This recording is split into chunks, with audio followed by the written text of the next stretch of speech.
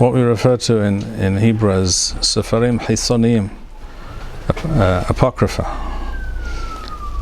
There are all kinds of writings that were authored by, in all these cases we don't know who wrote them, but they were authored by Jews of various stripes and shades.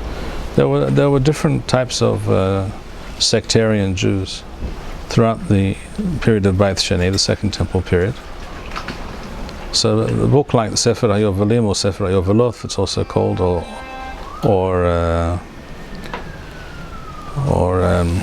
Sefer Hanoch, and many other books.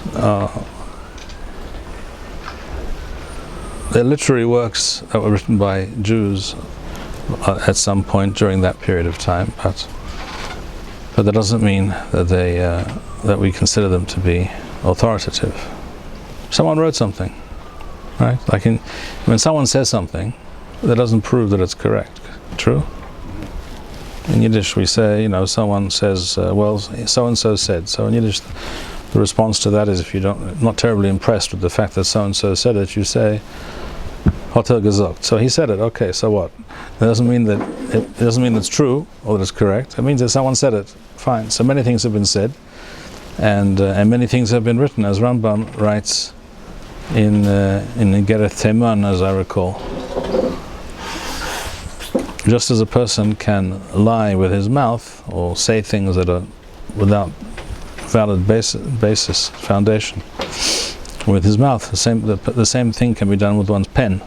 The fact that it's in writing, sometimes people say, yes, but it's in written, it's in this book, it's written. Okay, so it's written. So what does that prove? Lots of things are written.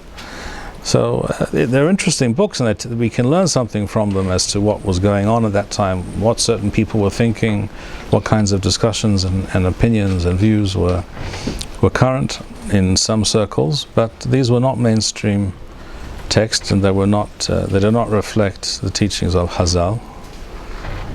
Take, for example, Sefer HaYovelim or HaYoveloth and the Sefer Hanoch. They discuss a very different calendar than the one that we have, for example. So no, it doesn't. There's nothing to be taken. Nothing can be taken there to be authoritative. Certainly not halachically. Thank you, Rabbi Bar-Hayim.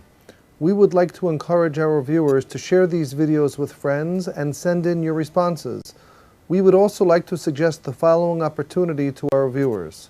If you identify with Rabbi Bar-Hayim's message and would like to sponsor or dedicate a video interview with the rabbi in honor or memory of a loved one, if you would like to obtain Birkon Nusach Eretz Yisrael or invite the rabbi for a speaking engagement, please email us at office@machonshilo.org. If you are inspired by Rabbi Bar-Hayim's message and would like to get involved in Torah Eretz Yisrael activities in your local area, please fill out the relevant form by going to the link which appears on the screen.